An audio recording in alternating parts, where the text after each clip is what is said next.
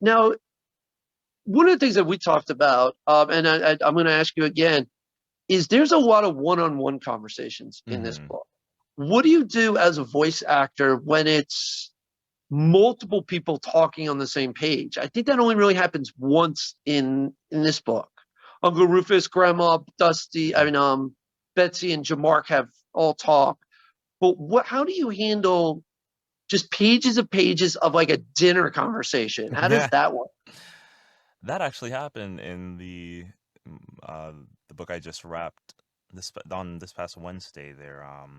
There's like a dinner table situation with about 5 people, and I mean, what ends up happening is you're doing all this back and forth, so all the voices are just fresh in your head. So that helps. Sometimes maybe there's like a physicality that helps you get into a character. Like one of the people in this last book, this guy's older sister, she's very much like a boss, power lady. So I just for her, I would just kind of like lean to one side and do one of these, and this just always got me right into her voice, no matter what.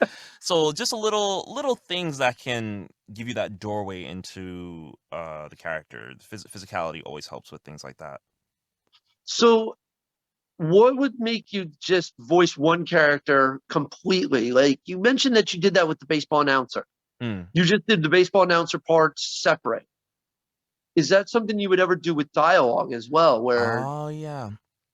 So because the I mean the announcer had he would have a chapter to himself, these huge monologues of sports commentary. Um and I mean, I could have done it in sequence. It was just it was kind of arbitrary, the decision to kind of do all of his stuff separate. Um, yeah, that could have easily been done in sequence, but wanted to. I just wanted to do it all at once. So once I was done with the rest of the book, I was like, all right, let's do this announcer.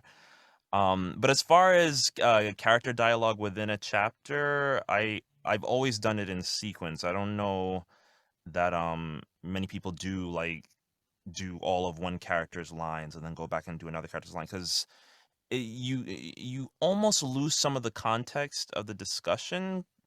okay, um when you're doing it all in sequence, you can really feel like if someone insults somebody, you can really react to what you just said and let it land on you and go right into the person's response. Once you come at it, out of that context, I think it can be a little harder.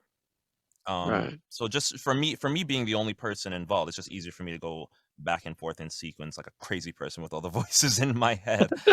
But for it's something different like a piece of animation or a video game, a lot of times you are doing stuff out of sequence and out of context, and you have to have a director with you letting you know what just happened so that you can react, in a natural way. So that's more of a collaborative effort. But for me, doing it by myself, everything's just in sequence. Yeah. Okay. Now, what would be your daily schedule when you're recording Curveball at the Crossroads? How many hours a day did you do it? Did you do it in the mornings, evenings, before you food, after food? Mostly evenings. There were some like afternoons set in, but almost never mornings. My my voice is just not ready to talk like that in the morning. I've got to like drink some water, drink some tea, eat something. I would sound like this throughout the whole book if I did it right when I woke up. But yeah, yeah, yeah. Just that's kind of the beauty of this job is you really get to make your own schedule. So Okay. pretty much whenever I mean, I made the free time, but yeah, it was very fluid. The recording schedule. Just all right, let me get a couple chapters done today, and then I'd have errands to do the next day. All right, I'll do some when I get home. You make yourself do a little bit every day, and then before you know it, you're done.